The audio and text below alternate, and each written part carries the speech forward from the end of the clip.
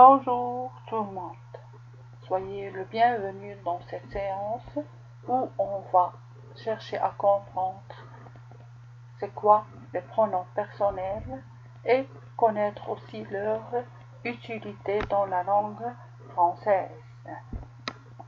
On commence par la partie découvrant. Lis ces bulles, observe les mots en rouge, que désignent-ils? Que désigne-t-il? Qui aime beaucoup les singes. On va voir le dessin. Regardez ici mes adorables. Comme vous voyez ici, il y a une fille et un garçon. Et c'est la fille qui parle. Je vais au zoo. Veux-tu venir avec moi? Lorsqu'elle dit je vais au zoo, c'est elle qui parle. Elle parle d'elle-même. Elle utilise le pronom personnel je. Veux-tu venir avec moi? Ici tu. Elle a utilisé ce pronom personnel pour parler avec son ami qui est devant elle, ce garçon-là. Une fois au zoo, ils sont au zoo là maintenant, elle a dit « Nous aimons les singes ». Là, elle parle d'elle et de son ami à la fois, les deux à la fois. C'est deux personnes à la fois. Elle parle d'elle-même et de son ami. Elle a dit « Nous aimons les singes ». Voilà là, regardez cet homme, c'est le gardien du zoo. Il a dit « Vous pouvez les photographier ».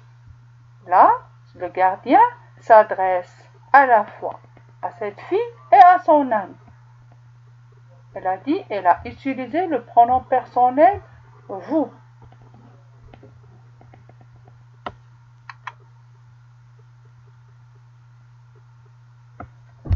Qui aime les singes, c'est la fille et son ami qui aime ici les singes.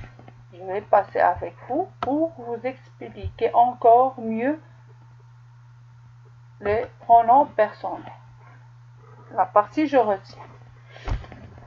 Si c'est moi qui parle, je vais dire je vais au zoo. Je me remplace, c'est moi. Je parle de moi-même. Je vais au zoo. Si je parle à quelqu'un, je dis tu es en retard. Tu es en retard. Si je parle à quelqu'un, je parle de quelqu'un qui est absent, je dis il est beau. C'est un masculin. Je remplace le masculin par il. Si c'est une fille, je dis elle est belle. Elle est belle. D'accord? Je, tu, il, elle, je les utilise, ces pronoms personnels, si c'est le singulier. Si je parle de moi, de toi, ou bien de quelqu'un qui est absent. Après, je vais passer pour passer au pluriel. Ça veut dire deux personnes et plus.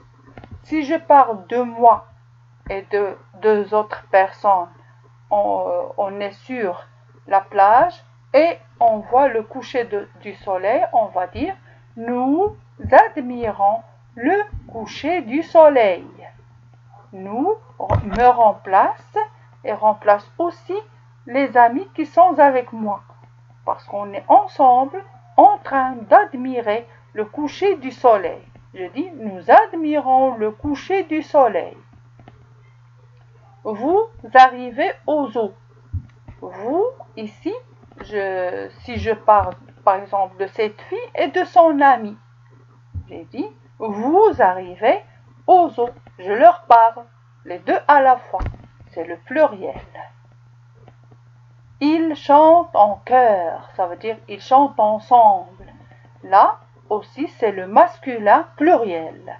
Si je parle par exemple d'un élève et de trois autres, ou bien 4, à partir de 2 et plus. Je les remplace par ils, mais ils ne sont pas là avec nous, ils sont absents. D'accord? Là, je vais passer pour lire la dernière. Elles sont heureuses. Là, je parle d'une fille et de 2 filles et plus. 2 filles ou plus de 2.